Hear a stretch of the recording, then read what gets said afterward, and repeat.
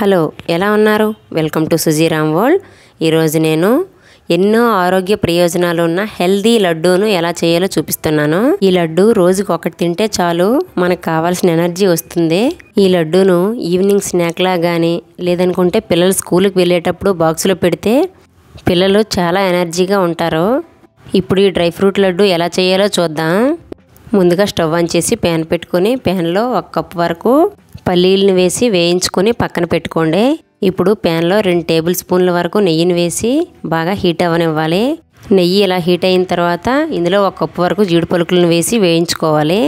ఈ dry fruit లడ్డూలో నెయ్యి ఫ్లేవర్ చాలా బాగుంటుంది। ఒకవేళ నెయ్యిని ఇష్టపడిన వారైతే ఇందులో నెయ్యిని స్కిప్ చేసి ఈ డ్రై ఫ్రూట్స్ అన్నింటినీ డ్రై రోస్ట్ చేసుకోవచ్చు। జీడిపప్పు ఇలా బాగా వేగిన తర్వాత ఒక ప్లేట్లోకి తీసుకోవాలి। ఇప్పుడు 1 కప్ బాదం పప్పును కూడా ఇందులో యాడ్ చేసుకోవాలి। ఇప్పుడు ఈ బాదం పప్పును 3 నిమిషాలు మీడియం ఫ్లేమ్లో ఫ్రై చేయాలి। ఇందులో మనం ముందుగా వేయించుకున్న పల్లీలకు బదులుగా పిస్తా పప్పును కూడా మనం యాడ్ చేసుకోవచ్చు।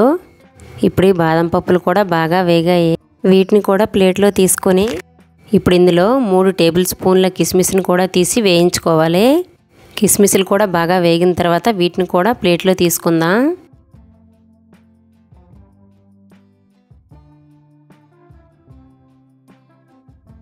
ఇప్పుడు ఇందులో 1/2 కప్ వరకు నువ్వులను తీసుకొని ఫ్రై చేసుకుందాం। నువ్వులను మరీ ఎక్కువగా వేయించినా చేదుగా ఉంటాయి, అందుకని ఎక్కువగా వేయించొద్దు। అలాగే 1 టేబుల్ స్పూన్ వరకు వాటర్ మిలన్ సీడ్స్ని కూడా వేసి వేగాక తీసి పక్కన పెట్టుకోవాలి। ఈ లడ్డూలను పిల్లలు బాగా ఇష్టపడతారు, తింటున్నారు కదా అని ఎక్కువగా ఇవ్వకూడదు, రోజుకి 1-2 మాత్రమే ఇవ్వాలి, లేదంటే వేడి చేస్తుంది।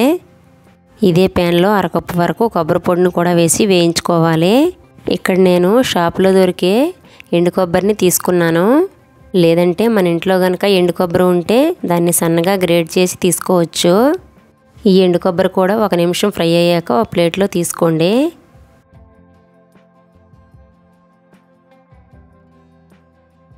అలాగే ఇందులో ఒక 5-6 డేట్స్ని కూడా సీడ్స్ని తీసి జస్ట్ అలా వేయించుకొని ప్లేట్లో తీసుకోండి।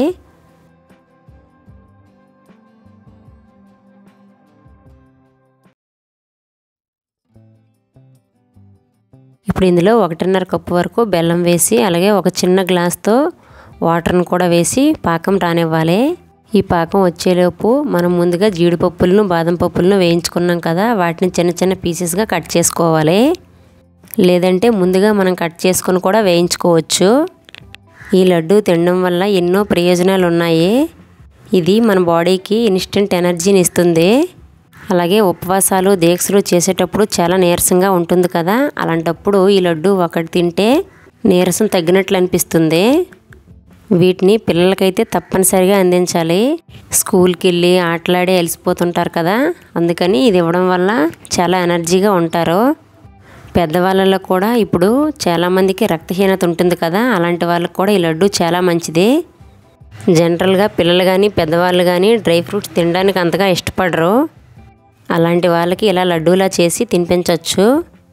మా పిల్లలకైతే ఈ డ్రై ఫ్రూట్ లడ్డూలు చాలా ఇష్టం, ఇవి ఉన్నంత వరకు వీటినే స్నాక్స్గా తీసుకెళ్తారు స్కూల్కి। మా పిల్లలే కాదు ఏ పిల్లలైనా ఈ డ్రై ఫ్రూట్ లడ్డూని ఖచ్చితంగా ఇష్టపడాల్సిందే।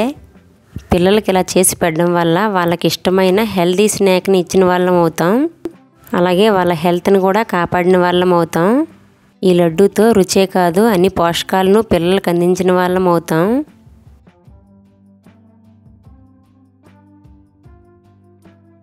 ఈ బెల్లం ఇలా పాకం వస్తే సరిపోతుంది। ఇప్పుడు ఈ పాకాన్ని వేరే గిన్నెలో వేసుకోవాలి। ఈ లడ్డూలకు పాకం మరీ ముదురుగా రాకూడదు, అలాగని లేతగా రాకూడదు, మీడియంగా రావాలి। అలాగే మనం ముందుగా వేయించుకున్న డ్రై ఫ్రూట్స్లో 1 టీ స్పూన్ వరకు పంచదార వేసి మిక్స్ చేసిన ఇలాచి పౌడర్ వేసాను। ఇందులో మనం తీసి పెట్టుకున్న బెల్లం పాకాన్ని వేయాలి। పాకం ఇలా వేరే గిన్నెలో తీయడం వల్ల బెల్లంలో ఇసుక ఏమని ఉంటే అడుగునుండిపోతుంది। ఇప్పుడు ఈ డ్రై ఫ్రూట్స్లో బెల్లం పాకం అంతా కలిసేలా కలుపుకొని కొంచెం చల్లారాక ఉండలుగా చేసుకోవాలి। పిల్లలు ఏం తిన్నా తినకపోయినా రోజులో ఒకటైనా ఈ లడ్డూని తింటే చాలా ఎనర్జీగా ఉంటారు। ఇక్కడ నేను ఉండలుగా చేయడానికి బెల్లం పాకం తీసుకున్నాం కదా, ఈ ప్లేస్లో మనం డేట్స్ని కూడా మిక్సీలో వేసి మెత్తని పేస్ట్లా చేసి తీసుకోవచ్చు। ఈ వీడియో కనుక మీకు నచ్చినట్లయితే లైక్ చేసి షేర్ చేసి మన ఛానల్ని సబ్స్క్రైబ్ చేసుకోండి। Thank you for watching.